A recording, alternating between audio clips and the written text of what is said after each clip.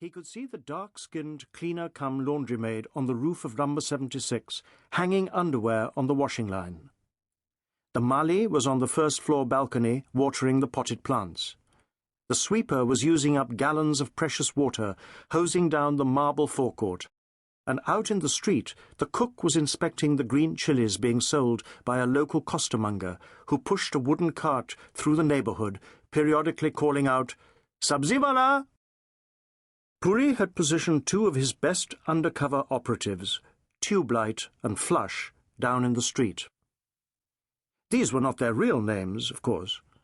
Being Punjabi, the detective had nicknames for most of his employees, relatives, and close friends. For example, he called his wife Rumpy, his new driver Handbrake, and the office boy, who was extraordinarily lazy, Doorstop. Tubelight was so named because he was a heavy sleeper and took a while to flicker into life in the morning. The 43-year-old hailed from a clan of hereditary thieves and therefore had been highly adept at cracking locks, safes, and ignitions since childhood. As for Flush, he had a flush toilet in his home, a first for anyone in his remote village in the state of Haryana. An electronics and computer whiz, during his career with Indian intelligence, he had once managed to place a microscopic bug inside the Pakistani ambassador's dentures. The other member of the team, Face Cream, was waiting a few miles away and would play a crucial part in the operation later that evening. A beautiful and feisty Nepali woman who had run away from home as a teenager to join the Maoists but became disillusioned with the cause and escaped to India, she often worked undercover, one day posing as a street sweeper, the next as irresistible bait in a honey trap. Puri himself was known by various names. His father had always addressed him by his full name, Vishwas, which the detective had later shortened to Vish, because it rhymes with wish, and Vish Puri could be taken to mean granter of wishes. But the rest of his family and friends knew him as Chubby, an affectionate rather than a derisive sobriquet, although, as Dr. Mohan had pointed out so indelicately, he did need to lose about 30 pounds. Puri insisted on being called boss by his employees, which helped remind them who was in charge. In India, it was important to keep a strong chain of command. People were used to hierarchy, and they responded to authority. As he was fond of saying, "You can't have every Johnny thinking he's a Nelson, no?"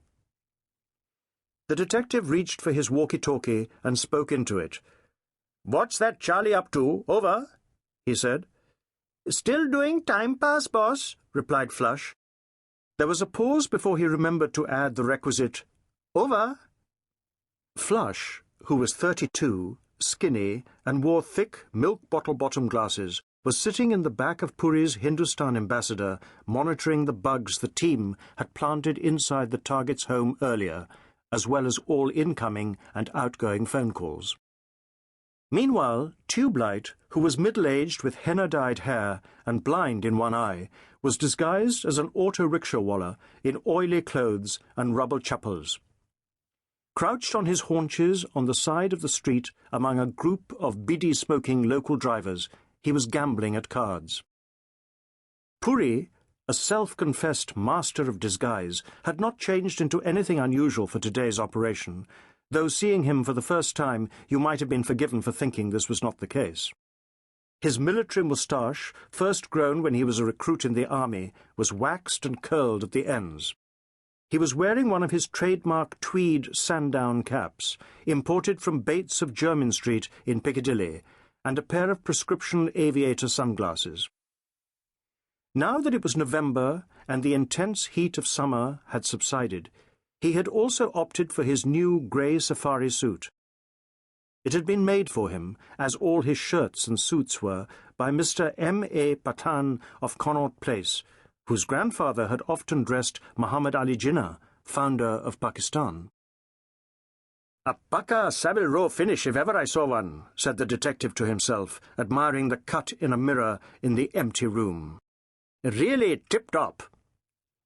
The suit was indeed perfectly tailored for his short, tubby frame.